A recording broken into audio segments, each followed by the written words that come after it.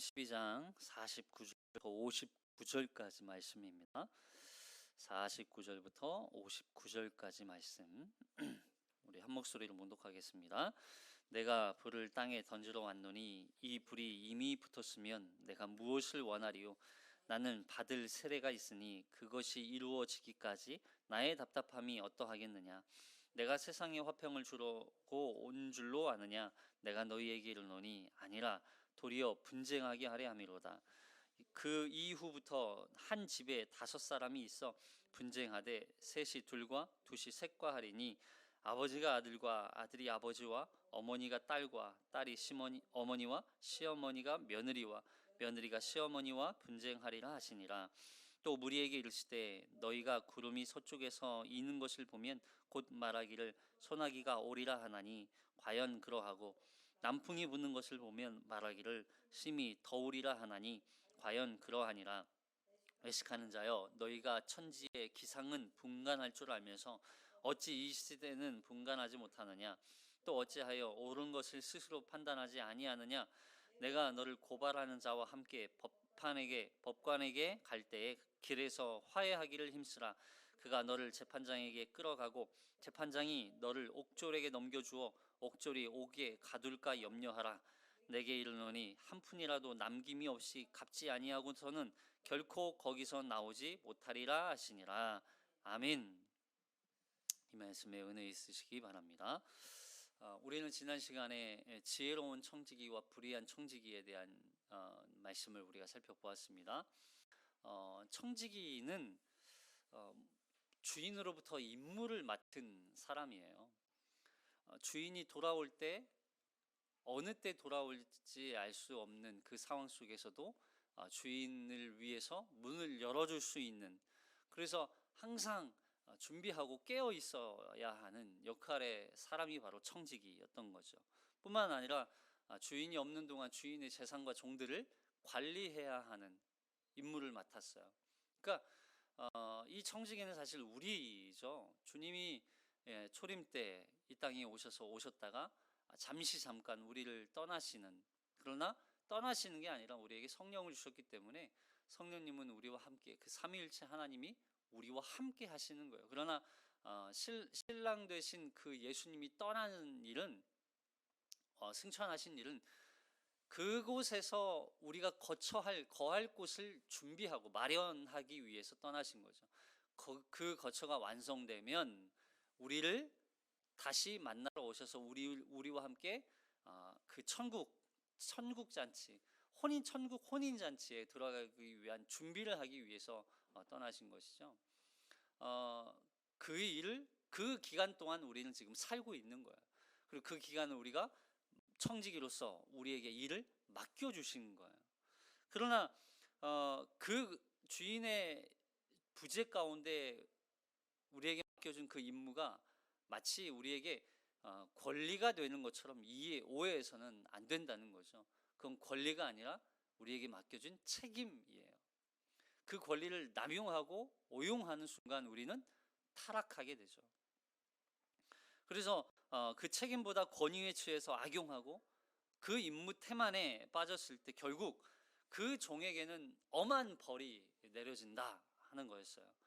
결국 심판이 임한다는 거죠. 그래서 우리는 청지기다 하는 거였어요. 우리는 주님께서 일을 맡겨준, 이 땅 가운데서 하나님 나라의 일을 맡겨준, 그리고 어쩌면 신랑을 맞이하기 위한 신부로서의 준비 자세, 우리가 준비해야 될 게 얼마나 많겠어요. 결혼하기 위해서 그 신랑 되신 주님을 만나기 위한 준비, 그 기간을 지금 이 땅 가운데, 이 현세에서 지금 보내고 있는 것이죠. 그래서 우리는 주님이 기뻐하시는 것이 무엇인지, 주님을 위해서, 신랑 되신 주님을 위해서 우리가 무엇을 해야 할지를 고민하는, 또 그것을 위해서 살아가는 것이 우리의 삶이다 하는 거였어요. 결혼은 참 아름다운 거죠. 결혼을 통해서 한 가정이, 공동체가 만들어지기 시작하는 거죠. 그래서 공동체는요, 가정부터예요. 그것이 더 나아가서 부락이 되고, 또 이것이 더 커져서 민족이 되고, 나라가 되고 하나님 나라가 그렇게 이루어지게 되는 것이죠.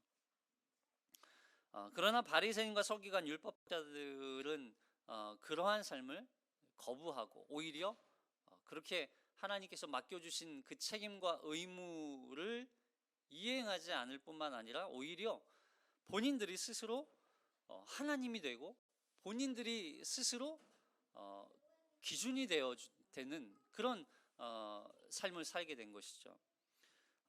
오히려 그 겉모습은 그럴싸해 보이지만 그 속은 더럽고 부정하다는 말씀을 계속 그래서 하시는 거예요. 그래서 우리가 위선이라고 하는 건 겉모습은 그럴싸하지만 속은 전혀 다른, 속은 더럽다. 그 더러운 모습을 가지고 오히려 다른 사람들의 더러움을 보게 되는, 그래서 그 더러움을 지적하고, 그래서 결국에는 그 사람도 천국에 가지 못하게 만들고 본인 스스로도 구원받지 못하는 그런 어리석은 짓을 했던 사람들이죠. 부자들이나 가진 자들의 탐욕에 대해서 그래서 결국 심판의 메시지를 계속 선포하시는 것이죠. 결국 그들의 심판의 대상은요, 바리새인이나 부유한 자나 똑같이 받게 되는 거예요. 그 심판을. 바리새인들이 붙들고 있는 그 율법, 그 전통, 그들이 갖고 있는 그 가치관, 그것이 무너지면 자신들의 공동체가 무너질 거라고 생각을 했던 거죠. 그리고 부자들은요, 자신이 붙들고 있는 그 명예, 그 돈, 물질, 그것이 자신의 생명을 유지한다고 생각했어요. 그러나 하나님이 어느 순간에 찾아와서 그걸 다 가져가시는 순간 그들에게는 그 생명은 한순간에 물거품처럼 그냥 사라져버리는, 아무것도 아닌 어리석은 부자의 모습. 결국 바리새인이나 부자나 자신들을 지켜줄 것은 오직 율법이나 또 부유함이라고 생각했던, 그런데 예수님이 오셔서 그게 아니라는 거죠. 그것이 바로 어리석은 사람이다, 바보 같은 사람이다. 아주 단호하게 그렇게 말씀을 계속 하고 있어요. 그 이야기가 계속 이어지고 있어요. 13장에 가서도 회개하지 않으면 다 망한다는 거예요. 돌이키지 않으면 다 망한다는 거예요. 왜냐하면 지금 무엇이 지금 쏟아지고 있다는 거예요? 하나님의 심판이 지금 쏟아지고 있기 때문에. 그 심판 이야기를 계속 하시는 거예요. 심판대 앞에 우리가 서게 된다는 거예요. 마지막에 하나님 그 심판 앞에 서서 그 무시무시한 하나님의 진노의 심판을 받게 될 그날이 다가오고 있는데, 도대체 무엇을 바라보고 있냐, 무엇을 위해서 살아가고 있냐는 거예요. 그런데 예수님이 오셔서 그것은 어리석은 짓이라고 아주 책망하시고 심판받는다고 말씀하시니까 오히려 이 바리새인과 부유한 자, 어리석은 부자들 같은 그것을 쫓아 살아가는 사람들은 오히려 예수님을 어떻게 해요? 십자가에 못 박아 버리는 거죠. 싫다는 거예요. 안타까운 것이죠. 여러분, 그러나 그걸 거절한 사람들, 거절한 이 세대가 안타까운 것이 아니라 사실은 우리 속에도 그 거절의 의식들이 우리 안에 자리 잡고 있다는 거예요. 이게 무서운 거예요. 그 예수님을 온전히 영접하지 못하고, 그 예수 그리스도를 신랑으로 여기지 못하고, 그 예수 그리스도를 전부로 여기지 못하고, 여전히 우리가 세상 가운데, 세상 속에서 얻을 수 있는 것이 무엇인지 갈팡질팡하면서 살아가는 우리의 인생, 그게 어리석은 짓을 우리가 하고 있다는 것이죠. 자, 오늘은 그 심판을 위해서 오신 분이 바로 예수님이다 하는 걸 말씀해 주고 있습니다. 자, 49절 읽어볼게요. 49절 시작. 내가 불을 땅에 던지러 왔노니 이 불이 이미 붙었으면 내가 무엇을 원하리요. 지금 예수님이 이 땅에 오신 이유에 대해서 말씀하세요. 근데 여기 예수님이 불을 땅에 던지러 오셨대요. 불을 땅에 던지러. 불이 땅에 떨어지면 어떻게 될까요? 다 타고 없어지겠죠. 누가가 왜 이런 표현을 썼을까? 불이라고 하면 태우다, 그죠? 태워서 없어지는 어떤 그런 심판을 상징한단 말이에요. 그렇다면 예수님이 이 땅에 불을 던지러 오셨다는 말은 예수님이 심판자로 이 땅에 예수님이 오신 것 자체가 바로 이 땅에 심판을 내리기 위해서 오셨다는 거예요. 그러니까 누가의 의도는 결국 예수님은 심판을 위해서 이 땅에 오셨는데, 근데 여기 보니까 이 불이 이미 붙었으면 내가 무엇을 원하리요? 이미 붙었으면 무엇을 원하리요? 아직 붙지 않았다는 얘기예요. 아직 그 불이, 심판의 불이 아직 붙지 않았다는 얘기예요. 심판의 불이 떨어지지 않았다는 얘기예요. 그러니까 예수님이 이 땅에 심판자로 오셨지만 그 심판의 불이 아직 붙지 않았어요. 반대로 말하면 아직 불이 타오르지 않았지만 곧 그 불이 타오를 거라는 얘기예요. 곧 그 불이 타오를 날이 임박했다는 얘기예요. 그 심판의 날이 지금 임박해 왔다는 거예요. 그게 언제일까요? 바로 예수님이 지금 어디를 향해 올라가고 계세요? 예루살렘을 향해 지금 올라가고 계세요. 그러니까 예수님이 예루살렘을 향해서 올라가고 계신 건 예수님이 죽음을 상징하거든요. 십자가에 달려 죽으시는 그 순간 이 땅에 뭐가 임한다는 거예요? 심판이 임한다는 거예요. 심판이. 아직 유보되어 있는 상황이지만 그날이 임박해 있다. 자, 누가복음 50절. 그래서 50절에 12장 50절 시작. 나는 받을 세례가 있으니 그것이 이루어지기까지 나의 답답함이 어떠하겠느냐. 예수님이 받으실 세례가 뭘까요? 나는 받을 세례가 있으니. 예수님이 무슨 세례를 받으실까요? 바로 예수님이 십자가에서 죽는다는 그 죽음을 의미하는 거예요. 두 가지, 한 가지는 죽음이고 한 가지는 이제 마지막 때 재림하실 그 날을 상징하기도 해요. 자, 이 세례라고 하는 단어 속에는 항상 죽음과 생명이 두 가지가 다 가지고 있어요. 죽음과 생명. 세례라는 의미 속에는. 그래서 우리가 세례를 받는다 그러면 옛사람은 십자가에 못 박혀 죽고, 그죠? 죽는 거예요. 죽음이에요. 죽음. 그리고 다시 예수와 함께 살아나는 거예요. 이게 바로 세례인 거예요. 십자가에 달려 죽고 함께 죽고 다시 예수와 함께 살아나는 거, 이게 세례라고요. 그래서 예수님이 인간의 죄로 인하여서 내려진 그 심판, 우리에게 하나님의 심판이 지금 내려졌단 말이에요. 그 하나님의 진노의 심판이 인간의 죄악으로 인하여서 인간을 향해서 내려진 그 심판을 예수님이 대신 그 심판을 담당하기 위해서, 심판을 해결하기 위해서 그 심판을 자신의 죽음으로 담당하시는 거죠. 이해되세요? 인간에게 내려진 그 하나님의 진노의 심판을 예수님이 대신 그 심판을 해결하기 위해서 자신의 죽음으로 그 심판을 가져가시는 거예요. 이게 세례라고요. 그래서 우리가 그 동물에게, 우리가 구약 시대에 양에게, 소에게 이렇게 그 제사 드릴 때 양에게 이 세례를 하잖아요. 이렇게 안수한다고 그래요. 안수. 죄를 전가하는 거예요. 그래서 그 죄를 받은 그 양 제물이 대신 십자가에 죽는 거예요. 그 대신 죽음을 통해서 그 제물을 드린 자의 죄가 용서를 받는 거예요. 이게 속죄죠. 속죄.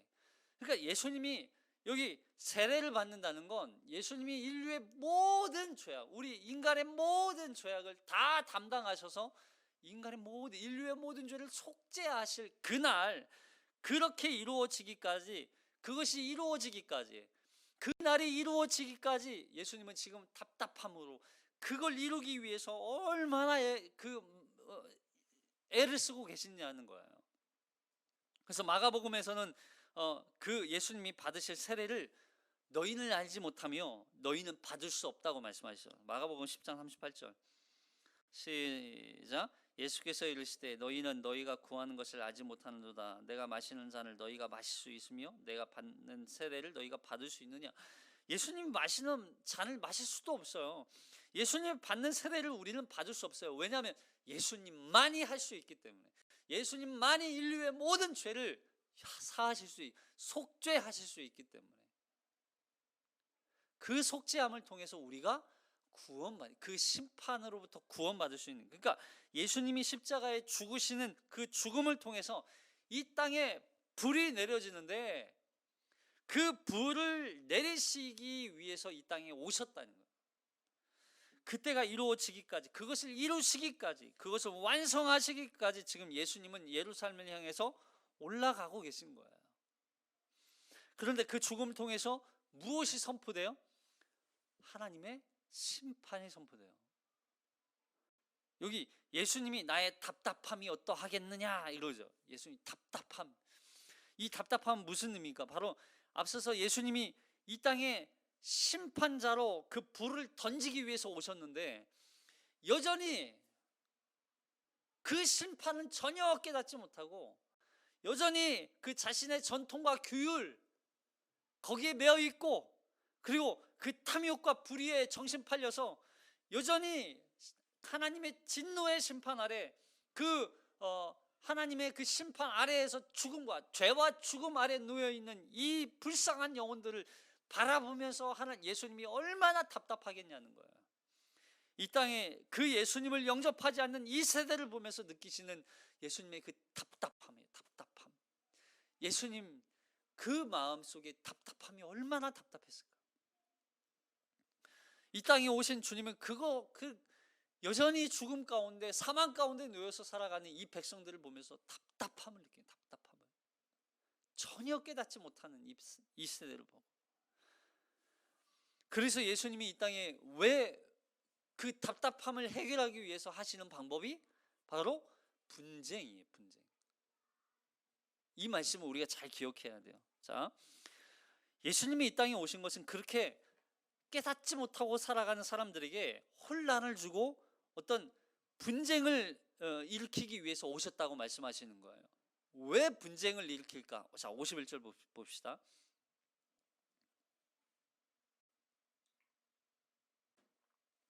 자, 51절 시작. 내가 세상에 화평을 주려고 온 줄로 아느냐? 내가 너희에게 이르노니 아니라 도리어 분쟁하게 하름이로다. 예수님은 왜 굉장히 난해한 말씀이거든요.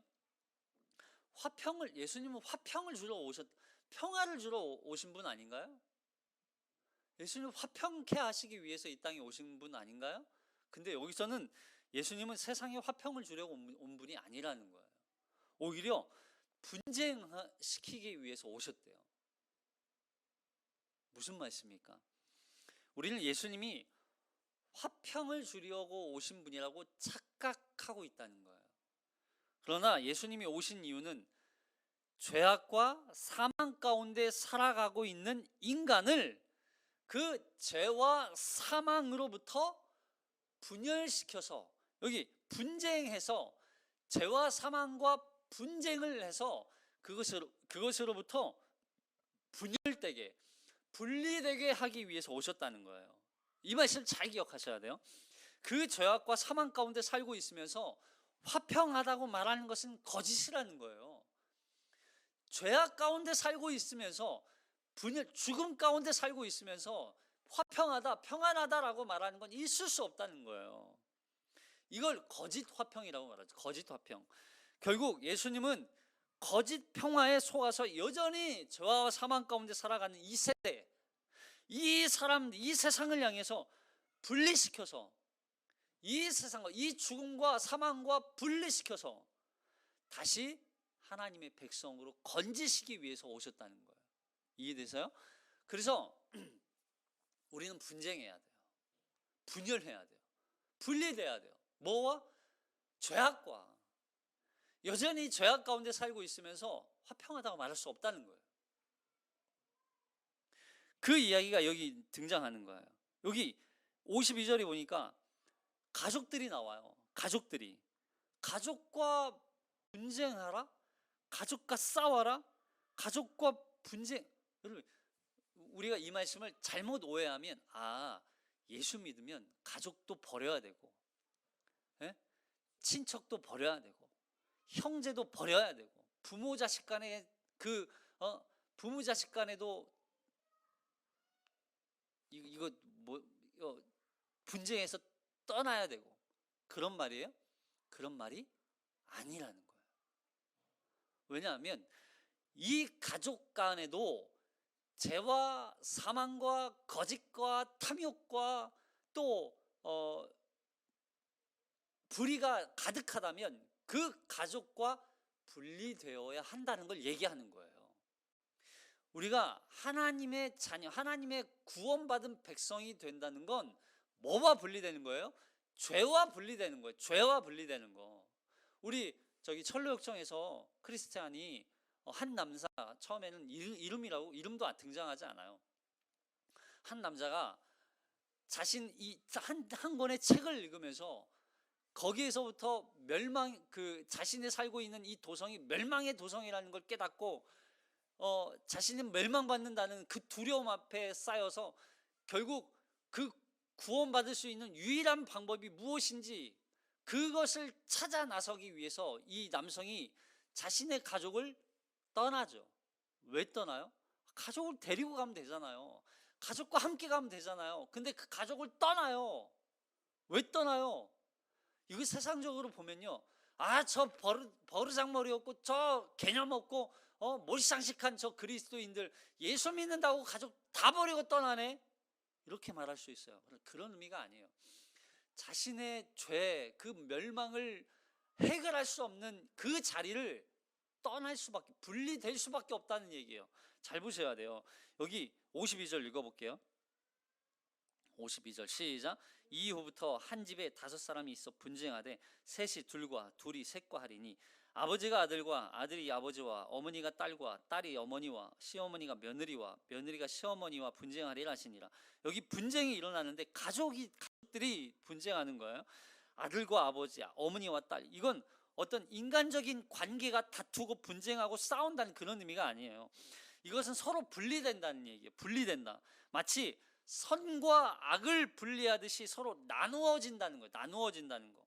그래서 죄와 사망으로부터 분리되어서 건져낸다.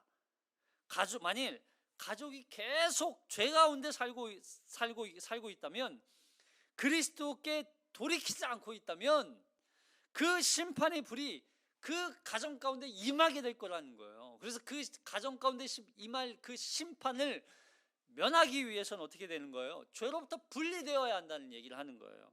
여러분, 진정한 평화는요, 어떻게 찾아와요? 여러분, 평화를 오해하면 안 돼요. 평화는 반드시 선과 악이 분리가 될 때 찾아오는 거예요. 선과 악이 함께 공존하고 있는 그 가운데는 평화가 있을 수 없어요.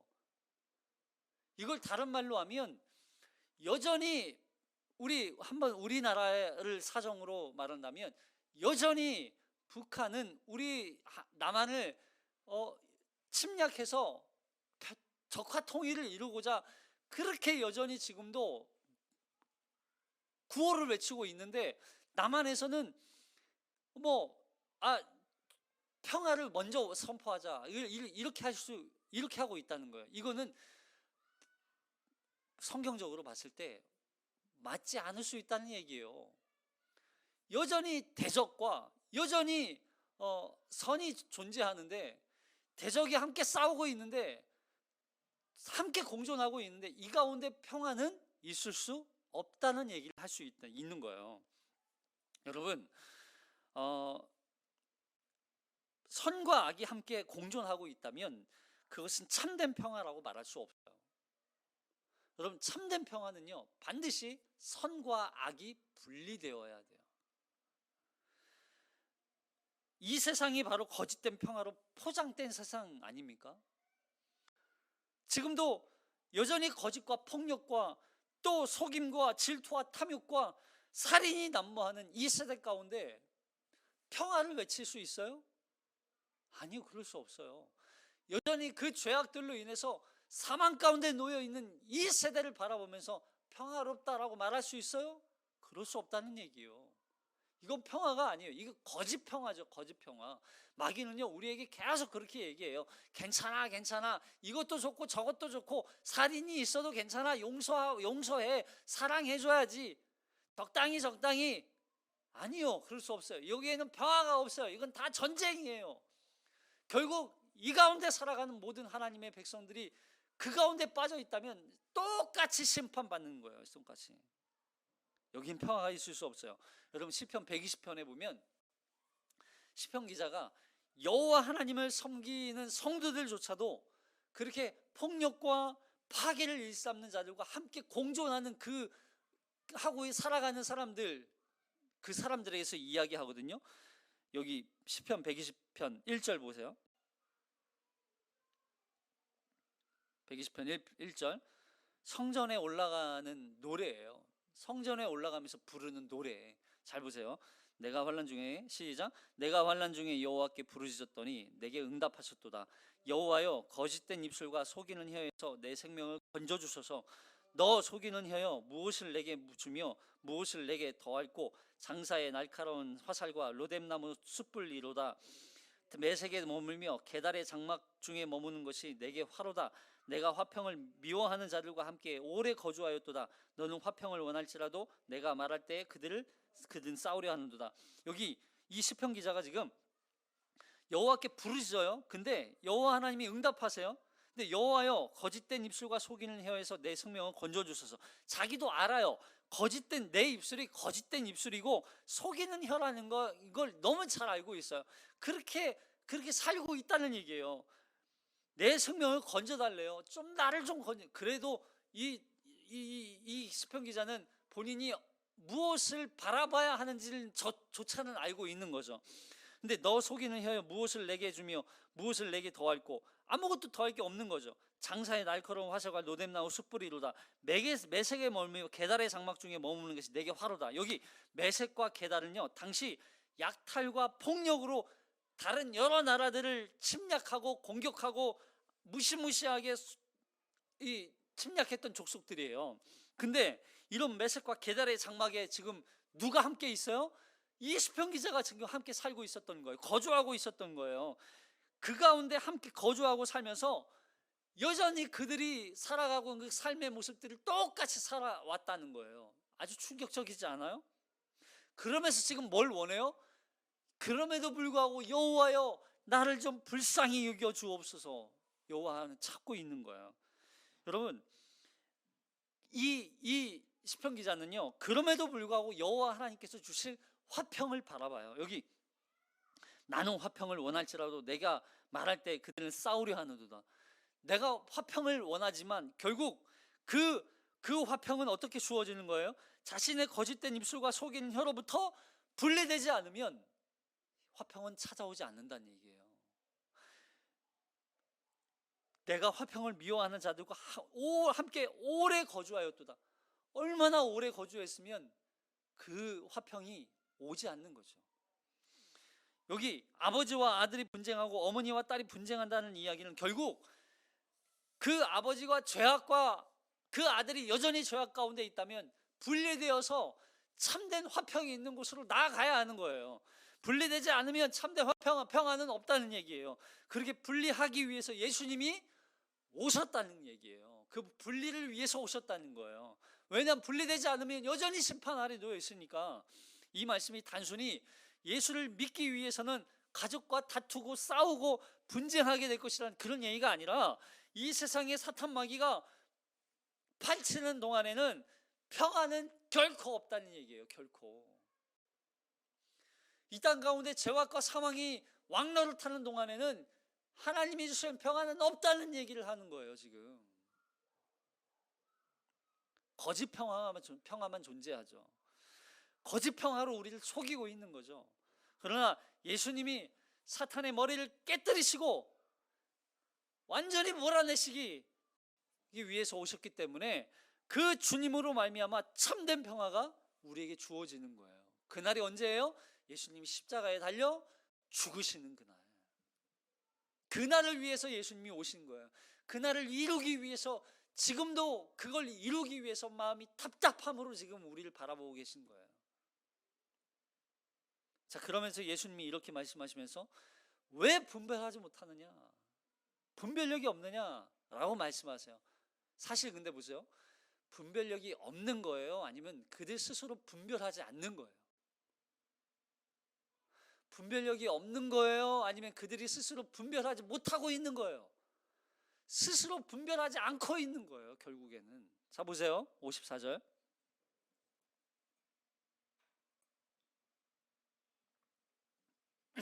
54절부터 시작. 또 무리에게 이르시되 너희가 구름이 서쪽에서 있는 것을 보면 곧 말하기를 소나기가 오리라 하나니 과연 그러하고 남풍이 부는 것을 보면 말하기를 심히 더우리라 하나니 과연 그러하니라. 외식하는 자여 너희가 천지의 기상은 분간할 줄 알면서 어찌 이 세대는 분간하지 못하느냐. 또 어찌하여 옳은 것을 스스로 판단하지 아니하느냐. 내가 너를 고발하는 자와 함께 법관에 갈 때에 길에서 화해하기를 힘쓰라. 그가 너를 재판장에게 끌어가고 재판장이 너를 옥졸에게 넘겨주어 옥졸이 옥에 가둘까 염려하라. 내게 이르노니 한 푼이라도 남김이 없이 갚지 아니하고서는 결코 거기서 나오지 못하리라 하시니라. 보세요. 또 무리에게 이르시되 너희가 구름이 서쪽에서 있는 것을 보면 곧 말하기를 소나기가 오리라 하나니 과연 그러하고 남풍이 부는 것을 보면 말하기를 심히 더우리라 하나니 과연 그러하니라.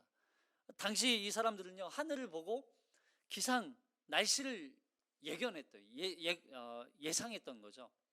지금은 슈퍼컴퓨터가 있고 달력이 있어서 계절을 알고 또 날씨를 분별할 수 있잖아요. 뭐 오늘 하루의 날씨뿐만 아니라 뭐 오후 다음 날 또 일주일의 날씨를 알 수도 있고 심지어는 한 달 뒤의 날씨도 예상할 수 있다고 하니까 당시에는 기껏해야 이 천지의 천기를 봐야, 하늘의 기상을 봐야, 하늘의 상태를 봐야 그나마 상황을 알 수 있는 그런 시대였던 거죠. 그래서 구름이 서쪽에서 있는 걸 보면 서쪽, 자, 이스라엘 지형을 우리가 한번 생각해야 돼요. 그러면 서쪽 하면 이스라엘의 이 지형상 서쪽은 뭐가 있냐면 이 옆쪽으로 가면 지중해 바다가 있어요. 지중해 바다. 그래서 서쪽에서 서쪽 하늘에서 구름이 꼈다. 그러면 비가 오려나 보다. 이렇게 예상을 할 수 있는 거죠. 그리고 남풍이 불면 남풍은 어디냐면 아라비아로부터 불어오는 그 대륙으로부터 불어오는 뜨거운 바람이에요. 그래서 이 바람이 불어오기 시작하면 막 더운 바람이기 때문에 막 엄청 건조하고 메마른 바람이 불어오는 거죠. 그래서 이 지중해로부터 불어오는 바람은 주로 10월부터 4월 사이에 불어오는 이때가 바로 우기입니다. 우기. 이스라엘의 우기. 비가 시도 때도 없이 비가 오는, 비가 막 갑자기 쏟아졌다가 또 갑자기 또 비가 그쳤다가 우기 때 이런 이제 현상들이 나타나는 거죠. 그리고 건기는요 4월부터 10월 사이. 지금은 이제 이스라엘은 10월이니까 건기가 끝나갈 때 무렵이에요. 10월이니까. 그 당시, 네. 아무튼 이스라엘 땅은 그렇게 이제 기후를 이런 천기를 통해서 예상할 수 있었던 거죠. 엘리야 때 3년간 메마른 그 가뭄의 시기가 있었잖아요. 그때 갈멜산에서 바알과 아세라 선지자 850명하고 이 엘리야가 싸워서 승리하죠. 그 승리 이후에 엘리야가 사환에게 저 서쪽 그 바다 위의 하늘을 바라봐라. 혹시 구름이 보이는지. 여기 그렇게 이제 물어보잖아요. 7번이나 물어봐요. 왜요? 비가 올 징조를 보는 거예요. 자, 열왕기상 18장 44절 시작. 7번째 이르러서는 그가 말하되 바다에서 사람의 손만한 작은 구름이 일어나나니 이르되 올라가 아합에게 말하기를 비에 막히지 아니하도록 마차를 갖추고 내려가라 가소서 하라 하니라. 그러니까 서쪽 저 하늘 저 바다 위에서 아주 손바닥만한 조그만한 구름 하나가 보여요. 근데 그 구름이 결국 메마른 이스라엘 땅 전체를 다 적시는 아주 풍요롭고 또 풍족한 그런 시내가 되어서 다시 옥토가 되게 만드는. 이스라엘은요, 이 계절에 따라서 불어오는 바람의 영향이 굉장히 큰 나라이기도 해요.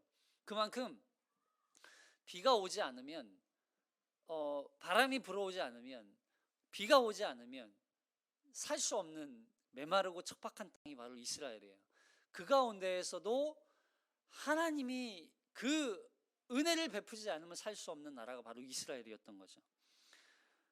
이렇게 천지의 기상을 보고도 분간할 줄 알면서 어찌 이 시대는 분간하지 못하느냐는 거죠.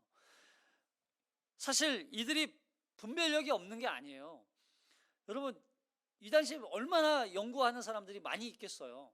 바리새인들, 서기관들, 하나님의 말씀을 연구하는 사람들이죠. 또 율법학자들도 있었고, 많은 학자들이 있었고, 또 그 당시 그런 그 천체를, 기상을 연구하는 사람들이 없었겠어요?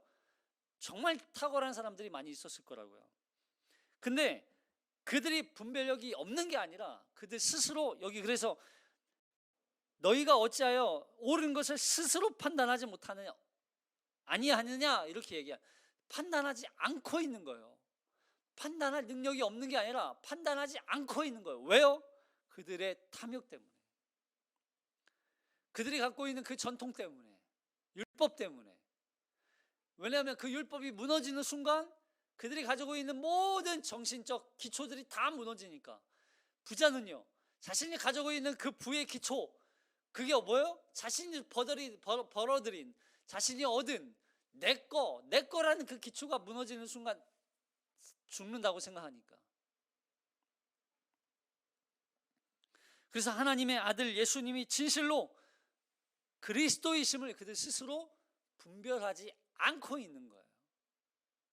그래서 그들 스스로 인정하지 않는 거예요. 왜냐하면 그걸 인정하는 순간 다 끝나니까. 다 그들의 공동체가 무너지니까. 이런 거예요. 율법으로 바리새인들이 이런 짓을 많이 했거든요. 율법을 지키지 않는 저들을 바라보면서, 너 율법 지키지 않아서 너 가난한 거야. 너 율법 지키지 않아서 병든 거야.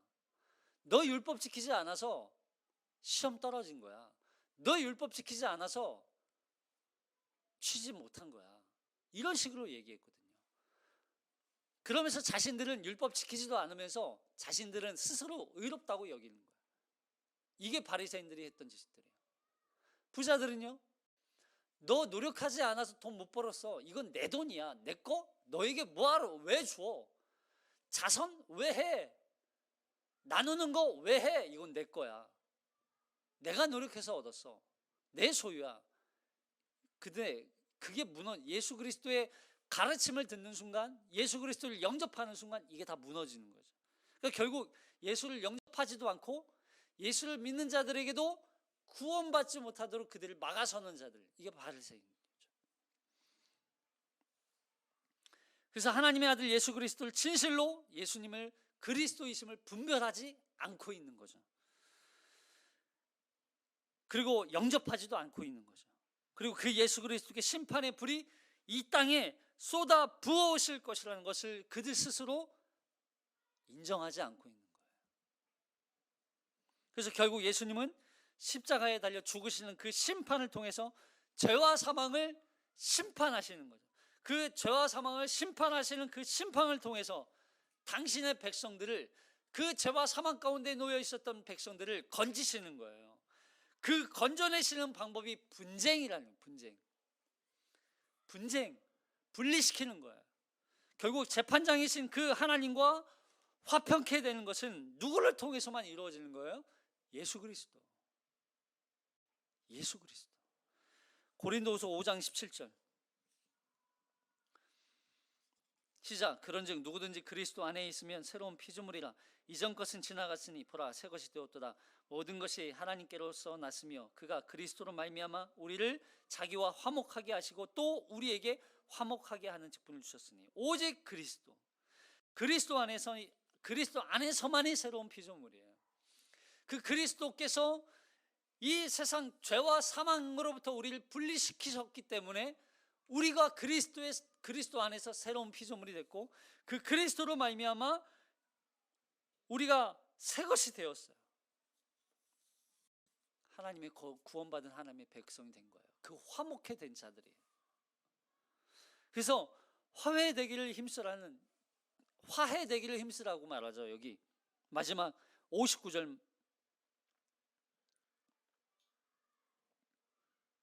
58절 59절 읽어볼게요. 시작. 내가 너를 고발하는 자와 함께 법관에게 갈 때에 길에서 화해하기를 힘쓰라. 그가 너를 재판장에게 끌어가고 재판장이 너를 옥졸에게 넘겨주어 옥졸이 옥에 가둘까 염려하라. 내게 이르노니 한 푼이라도 남김이 없이 갚지 아니하고서는 결코 거기서 나오지 못하리라 하시니라. 화해하라는 화해. 근데 그 화해를 우리가 노력하면 화해할 수 있다는 거예요? 아니요.